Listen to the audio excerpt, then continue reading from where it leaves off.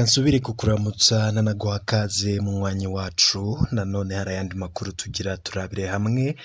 Murazi neza yuko umunota ku wundi abamenyesha amakuru bacu baba bariko barakora amatohoza ndetse barondera inkuru ziba ziriko ziravugwa hirya n'ino ngaha mu gihugu cacu, mu mitumba itandukanye, mu makomine atandukanye, mu ntara zitandukanye. Kuri ubu nyene nabwo hari ayandi makuru adushikiye.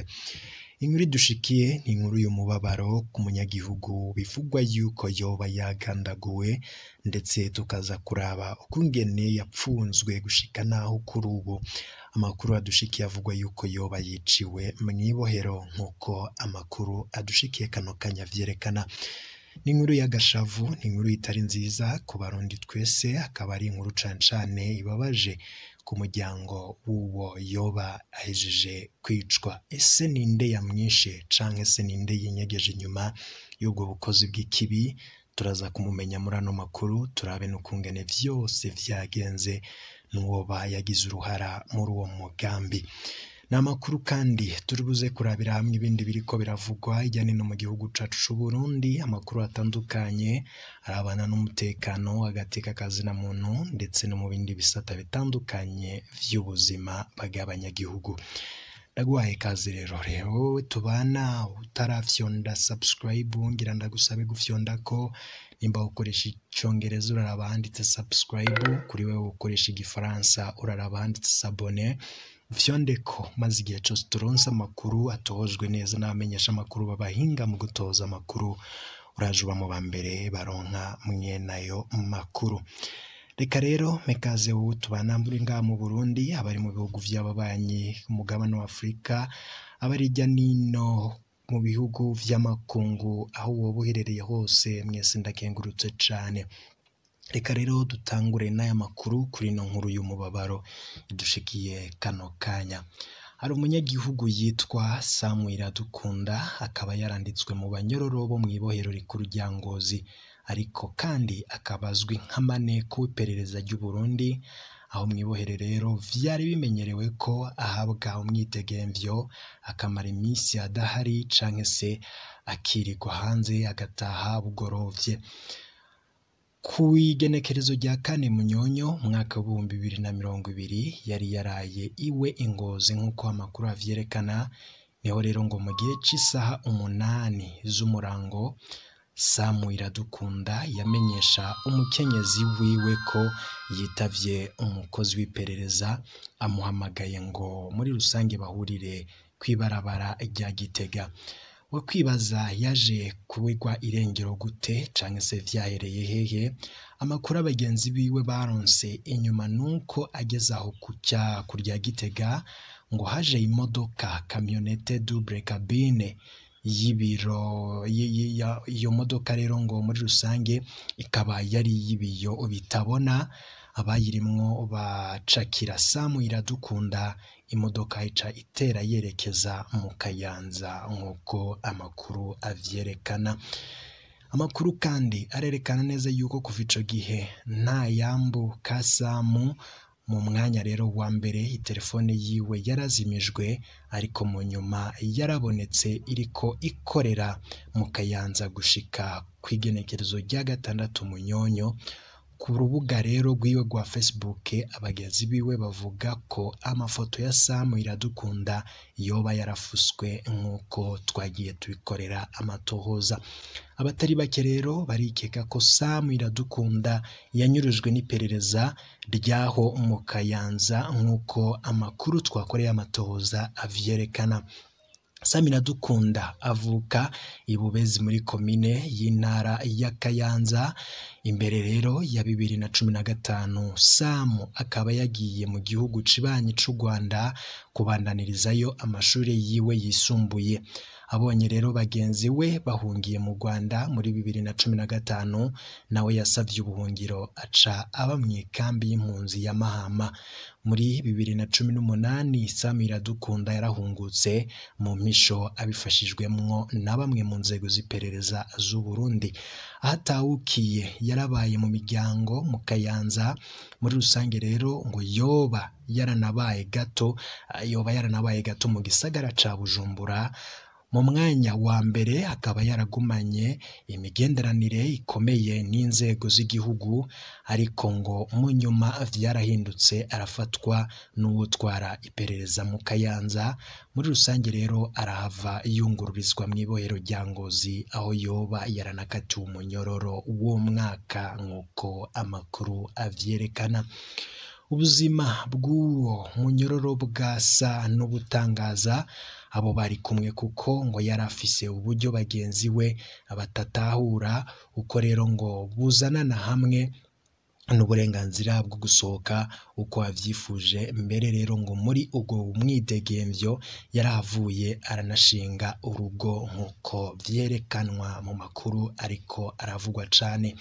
Bamwe mu banyororo kandi bagira bati bari baramutezuriye kubera ko ngo yari hafi guheza umwaka w'umunyororo yakatiwe. Abandi bati nyabona ni kubera ko yari wujejwe gusuma urusaku mu bandi banyororo. Nk'uko rero ngo ryama iperereza ry'u Burundi ntaco rivuga kwibugwa irengero rya Samu Iradukunda. Abajejwe rero ibohero rya Ngozi nabo ntaco bariko barakora co kurondeza umunyororo wabo inyuma y'iminsi 10 atawuzi irengero ryiwe.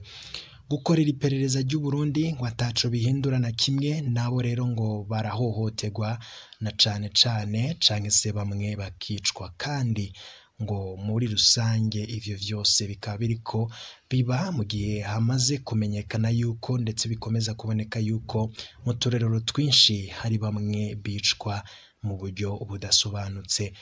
Aba umukozi w'iperereza canke se atoba ari we Samu Iradukunda ngo n'umwana w'u Burundi akwiye rero kubahirizwa mu burenganzira bwiwe, nimba muri rusange yoba akiriko canke se yarishwe.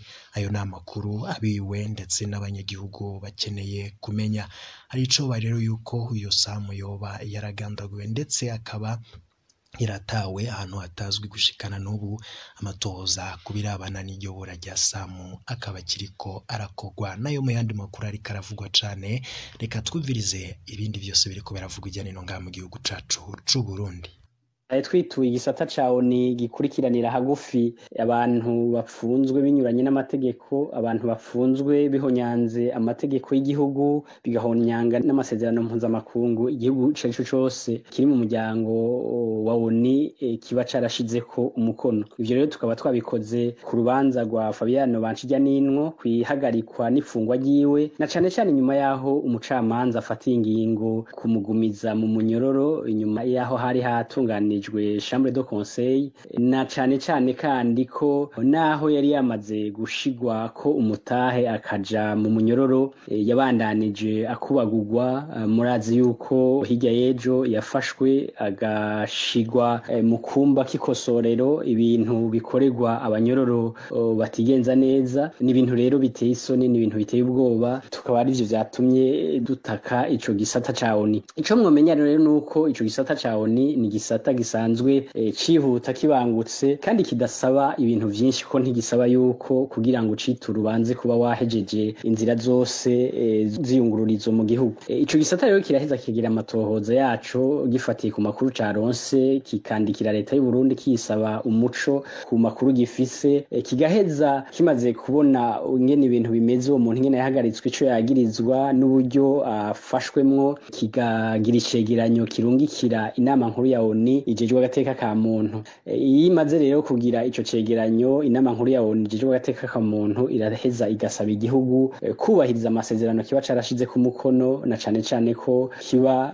gitegerezwa gukingira abantu bose atanumwe atezwa gupfungwa binyuranye n'amategeko. Ico cegeranyo rero kizotuma turetse yuko iyo nama nkuru izosaba Burundi gushira mu ngiro ivyo yiyemeje, gishobora no gukoreshwa mu zindi nzira no mu bindi bisata bitandukanye vyosaba yuko uwo muntu apfunzwe binyuranye n'amategeko akongera agahohoterwa ari mu gasho ko yorekurwa. Cane ivyo umuntu w'umushinga amateka atategerezwa gukurikirana canke guhanwa ku bintu aba yaravugiye mu nama nshinga amateka, kuko amategeko y'abayi Burundi canke mpuzamakungu amukingira.